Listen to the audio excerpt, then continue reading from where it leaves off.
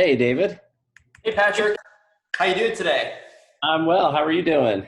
I'm doing awesome. Well, my neighbor, who is actually investing in Indianapolis, he's already looking at it, but he went to the Indy 500 with his dad like 2 years ago and kind of toured around while he was out there. And that was enough to get him excited and rolling. And now he's investing in your neighborhood. Oh, it's a great market to invest in, especially for cash flow. Yeah, Yep. that's awesome. Well, hey, I know you've got a lot going on, so I'll let you kind of run this show. Go ahead. Yeah. So we're doing this call so that you can tell your story about how you did your first deal with DealMachine, and I'd love to hear what you're going to do next. But first, let's break down this deal. Like, what were you doing beforehand? When did you pick up DealMachine? How did you go about getting this deal?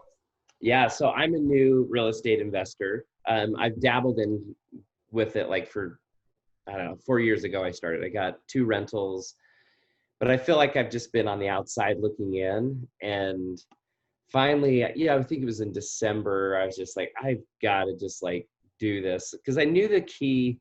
I knew enough to know that I need help finding off market properties.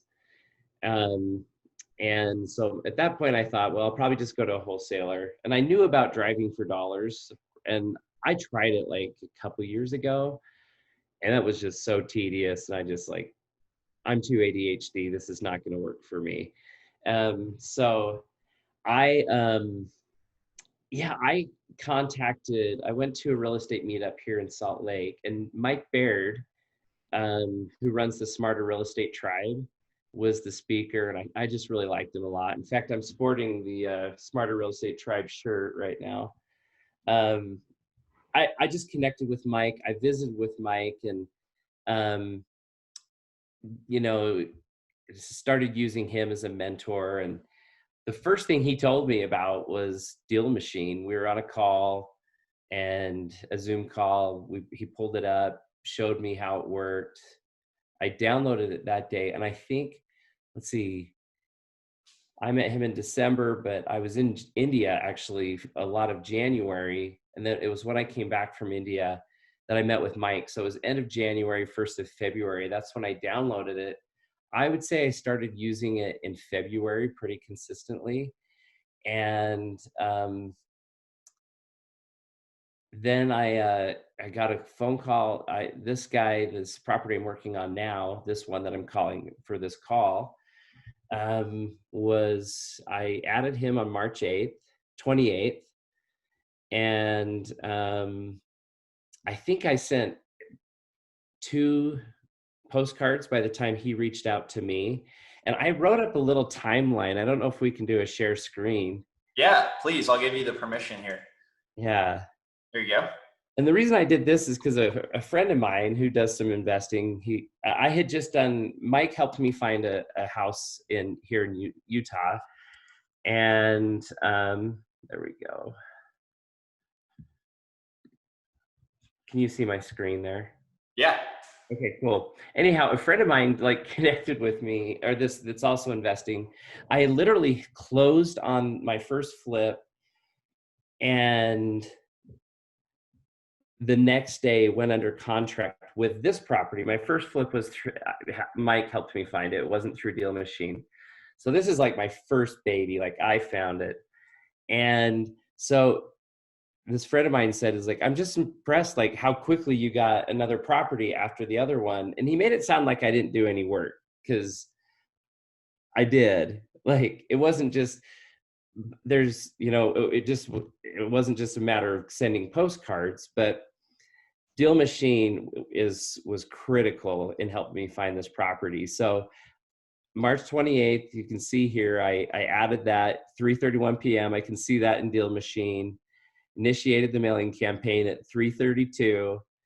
And then, you've got the postcard, first one, April 2nd, April 24th, was the second one.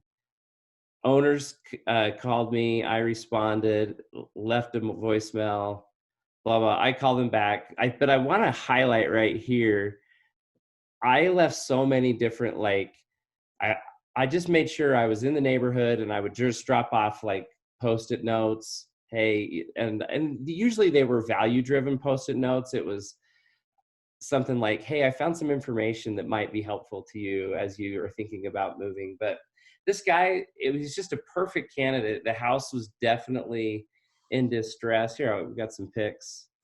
And oh shoot. Hopefully they're loaded up here. I haven't actually been on my computer for a little while. You know, he's just moving to he just retired, and here's a good shot of the house. Oh wow, look at those branches growing out. Isn't that awesome? Isn't that a great like DealMachine type house? This is the DealMachine house that you think of. Yeah. Right? It's got everything overgrown. The grass is basically like dirt and has been totally neglected. And you can really see the house. There's peeling paint on the front fascia board right there. This is literally like the stereotype. It totally is. So it was great. You know, he and I connected. He's a Marine. My nephew's in the Marines, so we talked a little bit about that. And but he has a lot. You know, he has a lot of equity in this house. He only had like $10,000 left on it. So we figured that it would RV. The ARV on it would be like 369, probably about 60K to put into it. You know, with financing fees and commission fees. My goal was to make 50K on this one. And so the offer price came to 236. I offered 230 and he took it. Wow. Yeah. So I was so stoked. It was awesome because it was the first one that like I did, you know, and found through DealMachine. Totally. And this is the guy. The cool thing is like we've become buddies now, you know, like Oh my gosh, I love that. He was living in there? Yeah, he's living in there. This guy loves Christmas. There's his. Love it. Like he loves it. Yes, I just love every single house has its own quirks. Yeah, he loves the Andy Griffith show. You know, like this is so interesting. His boots, he obviously cares a lot about. Look at how organized those are. But the outside of his house, he didn't. This is a true story, man. I actually like cowboy boots too. I don't wear them all the time though. In fact, I only usually wear them when I'm dressing up for something nice. And I'm not a cowboy, but I just like to wear cowboy boots. I just so happened that day to wear my cowboy boots. Oh. And I knocked, this is no joke. I knocked on the door and he opens the door and the first thing he said at me, he looks down at my cowboy boots and he's like, I always can trust a man in cowboy boots. I'm like, perfect. So I got really lucky on that one. So, but a really cool guy.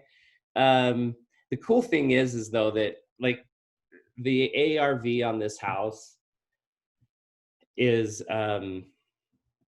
we figured like 369, but looking at the numbers now, I think I was under. Right now the comps are showing 400 to 420. So I think I'll like conservatively I should make 50, but there's like a chance that I could make 80, maybe even 90, depending on what the market does in the next month or so. So, but I'm telling you, the high I got when he signed that contract, I'm going to see if we got some other fun pics here, was so, it was just awesome. It was bigger. Like I did my first flip, got the money back from it, and that was cool. But I didn't really like find the deal and close it. This was so fun. I would say finding the deal and closing the deal was the biggest high. Here's some pics of the inside of the kitchen again. So it's, you know, it's definitely, it's a 2,000 square feet. It's 1954. Wow. That's actually got a lot of size. I thought it was smaller from the outside. Yeah, he's got one. That one's fairly updated. We'll just have to do a little tweaking on that. Yeah. There was one room. That's the backyard. Okay. Oh, this is some work. So we've started work on it. We're like This is me removing all the honeysuckle. This is Mike Baird's kids. They actually helped. I hired them, and they were rock stars. Oh, that's great. Here, I'm trying to get a good pic of the removal. There we go. That looks way better already. I mean, it's just incredible what that did. So, but we're right in the middle of it right now. The goal is to be done. I'm hoping we can get done mid-September. I just want to go hard on this and see if we can get this baby on the market before it gets cold and before the elections and everything. So yeah. So anyhow, yeah. So I really owe a lot to DealMachine. Like, there's no doubt I couldn't have found this property without you guys and what you've created, you and your team. And I've got a driver right now. He drives part-time for me, and so it's just a great tool. So thanks a lot, David. Oh, thank you so much. Thanks for sharing your story. This is incredible. What are you going to do next? What's your game plan? So my plan is I'm still moving forward with DealMachine. I want to do more wholesaling though. I think I'd like to continue to have at least 1 or 2 flips that I'm working on, and then focus on wholesaling. So okay. Yeah. So I'm just curious, how come you're doing the flips instead of focusing on wholesaling first? Well, and I could have wholesaled this one, but I don't know. I just kind of got attached to the property. Yeah. I get the same way. It's real estate. It's very easy to do. Yeah. I actually have never sold a property. I've just renovated and rented them out. Yeah. Especially if you can do like a BRRRR deal, right? If you got a smoking deal, you can get all of your money out and it's just like rinse and repeat. But, so I'd love to do some BRRRRs. I definitely want to do some BRRRRs.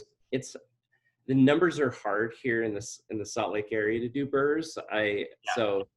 So you know, looking at other markets like Indianapolis, or I don't know, I'm looking at a few right now. So different markets. So I would like to get into that.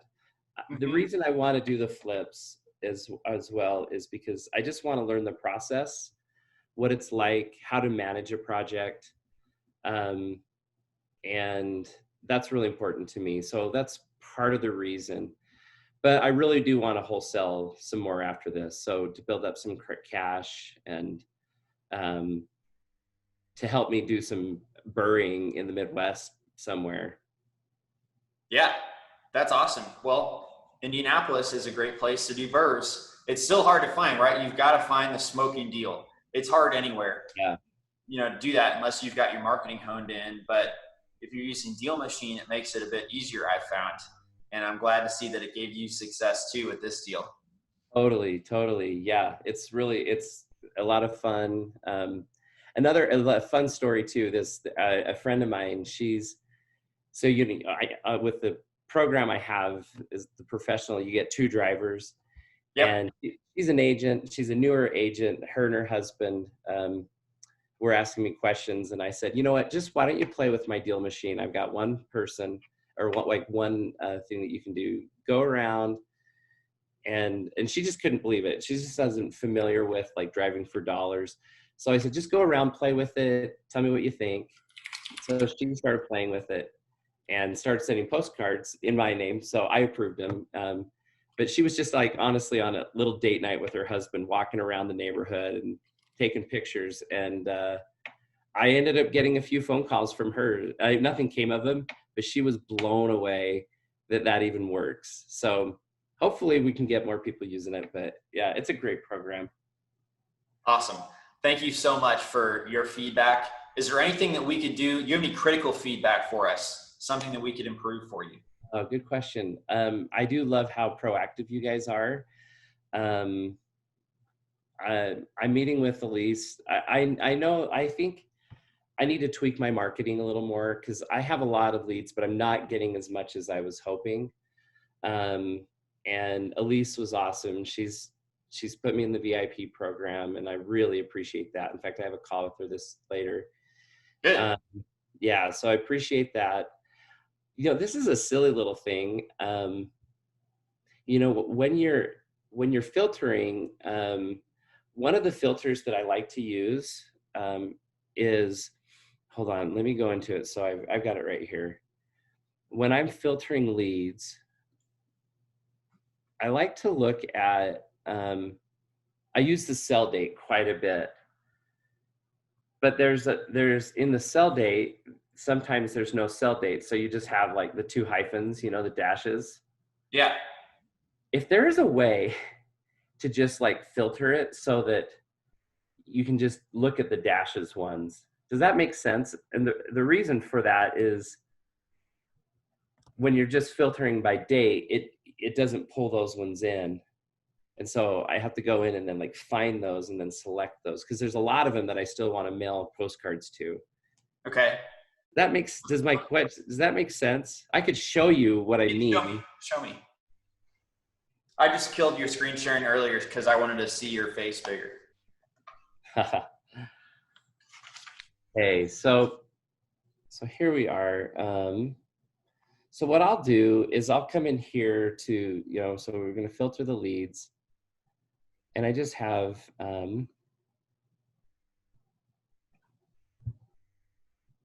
so I go into the presets. So these are the ones that I focus on the most right here. So that I've created. So I do this owner occupied one. And these are all ones that I'm waiting to send these out because I want to work with Elise a little bit more and hone in my marketing a little bit better before I get these out. But these are good. So right here, I can go through, and most of these I'll probably send something to. But because they all have a sell date in it, and that's basically what I've been using. And then, so let me clear that. So the way I pick up the ones that don't have that sell date, I do this. I'll go in here and I just created this. Was that the one? Hold on, sorry. Let me double check that. So what I'm hearing you say is that some properties don't have a sale date, but you want to include or exclude those in your search. Exactly. So that's, so right here, for some reason, those showed up. They shouldn't have, because I thought I hit the sell date. So I would like to be able to, let me just look at this again, to be able to have it so that when you're filtering sell date, you can just filter it. Yeah. So we've actually built this feature. It's not live yet, but for each filter, such as sale date, there will be a checkbox that says include houses that don't have any data. Perfect. If you uncheck it, then it would exclude houses that don't have that data. Awesome. Yeah. Okay, cool. Because there's like a bunch of these that they'll probably be really like, you go in and they're just really crappy looking. Like this one's probably going to be. This is a great example, so. Yeah. So anyhow, well, that's cool that you're going to do that feature. That's it. That's all I was going to say. So. Cool. Yeah, I've seen it. The dev team has shown me, and I would anticipate that it'll be pushed in like 1 to 2 weeks. We've got a bit of a bottleneck before we can get that out, but it is coming. So I'm glad that you shared that with me. Yeah. So I'm curious, do you get a lot of people who send you like hate voicemails and stuff for doing this?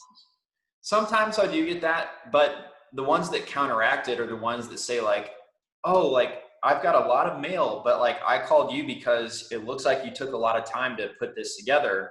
You even had a picture of my house. Like I know you were here and that you're local. Yeah. So, I think that anytime you're doing marketing, you're going to get people who are disgruntled. And if you're not getting those, you're not pushing hard enough. So I even turned one of them around into a lead.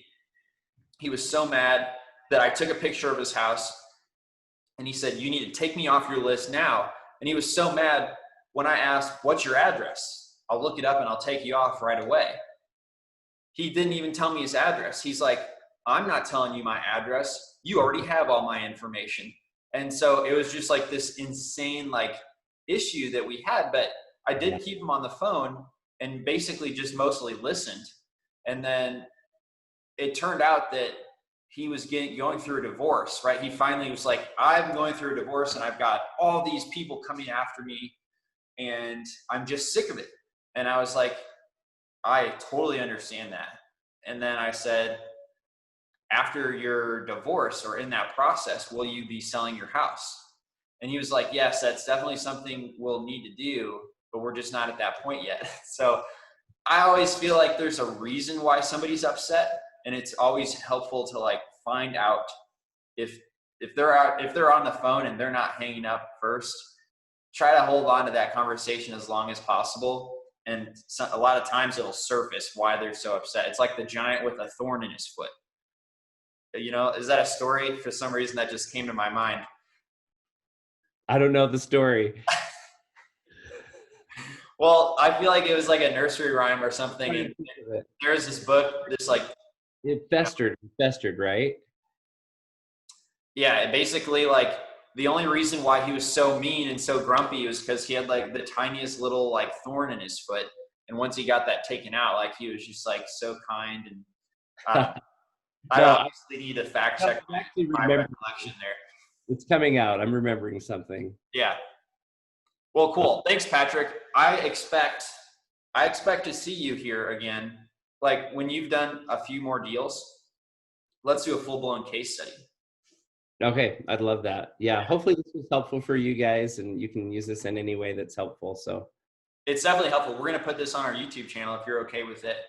And I think this is going to be great. People are going to be inspired and people are going to learn by what you did.